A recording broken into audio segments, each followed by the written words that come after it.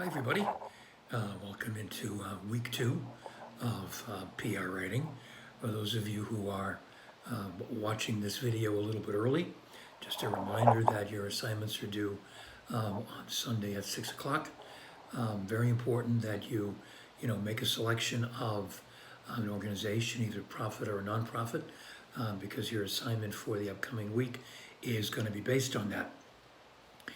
Particularly for those of you who haven't taken intro to journalism, and probably for those of you who have had as well. This is really one of the more important weeks of the course, if not the most important week, because it's this week that we're going to focus on writing the basic press release.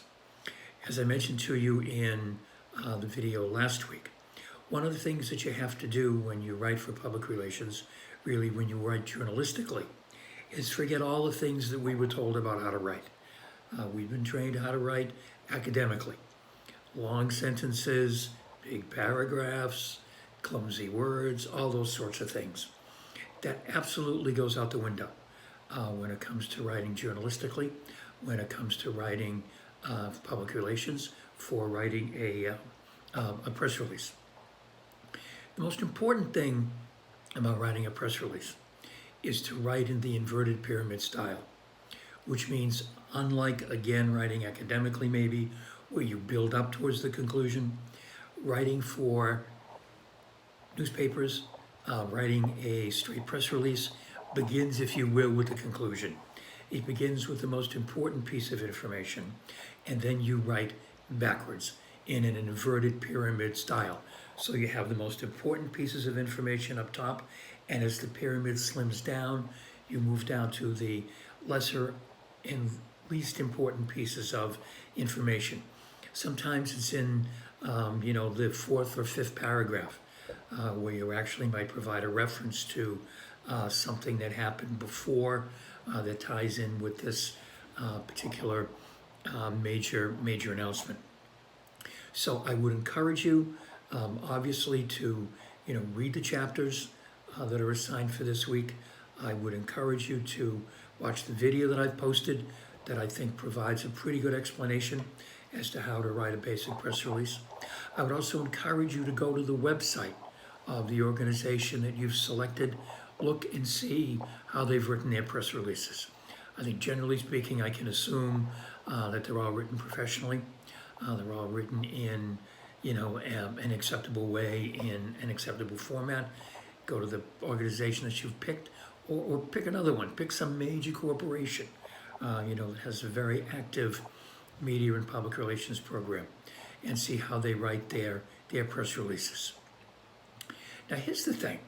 With all the focus on social media, there is certainly some suggestion out there that writing something like the basic press release isn't necessary.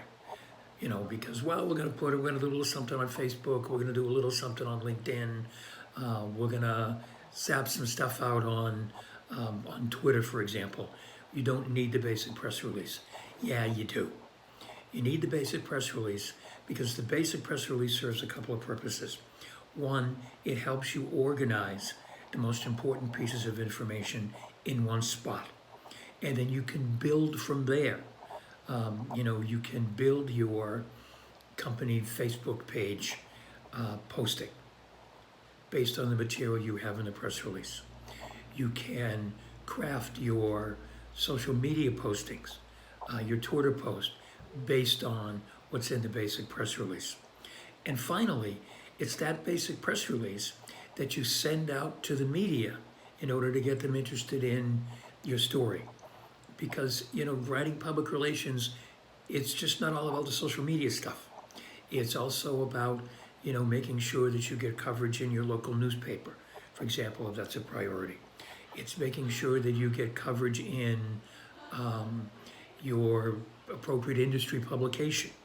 How do you do that?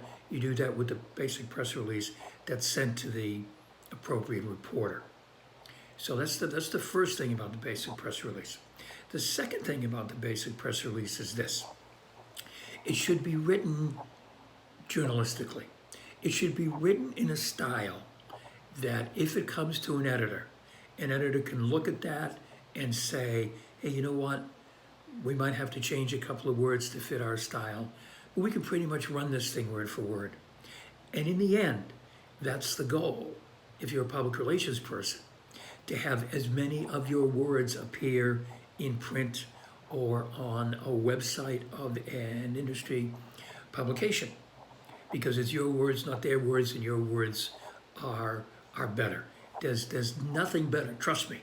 And I've had this experience many times over the years, to pick up a publication and see, hey, that's the press release I wrote, word for word.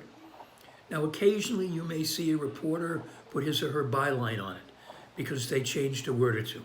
That's fine, don't get upset about it.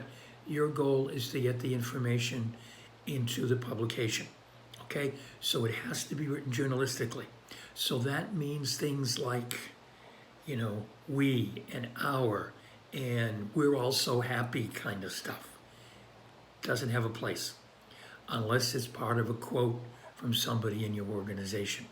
And I think you'll see that when you take a look at press releases on the side of the organization that you've chosen, or other organizations.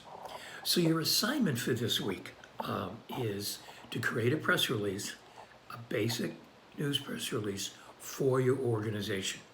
Can be on any kind of content you want.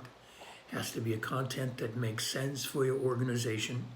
You can look at the website, you can see the kinds of things that they do, and you can write a press release that would be similar to something that they would send.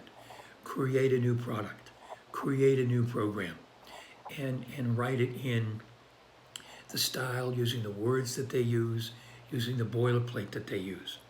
What I don't want you to do is to take a press release that's already posted and rewrite it, because I'm gonna go back and check, guys. So don't even go there, okay? Not that I'm suggesting you would, but if I don't say it, then you know how all this goes, okay? So that's your assignment for this week.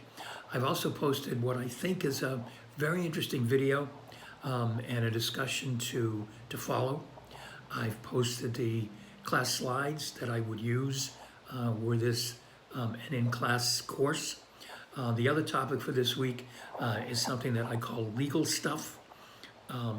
Most of the time, you know, in public relations textbooks, for example, they save the legal considerations to one of the last chapters. And I think it's important to upfront understand what some of the legal considerations are, particularly in public relations. The things you can and can't say, for example, about a competitor. You know, so please note that there's a jump up in the textbook.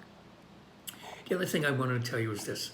I'm taking my granddaughter to Maine from Sunday through Wednesday. This internet service is a little shaky. I'll be able to respond to emails for sure. I'm not sure how successful I will be in accessing the website. So the reason why I mentioned it to you is this. If you have written your press release that will be due on Sunday, if you want me to take a look at it, if you want me to offer some suggestions, please send it to me. Just know that I won't be able to respond to it until probably Wednesday night or maybe even Thursday morning. But I'm very happy to be able to take a look at your press release and offer you some suggestions. I've also posted a standard press release format. Please write your press release in that style. It's you know, it's pretty clear to follow. It's almost like fill in the blanks. So that's all I have for this week. A lot of work for you to do on your end. So please plan appropriately. And again, send me your draft press releases, and I'll be more than happy to respond to them, you know, sometime Wednesday night or Thursday morning. So enjoy your week. I hope you will enjoy the material this week and accept the challenge of, you know, writing a basic press release. And I look forward to hearing from you and to continuing to work with you. Have a good week.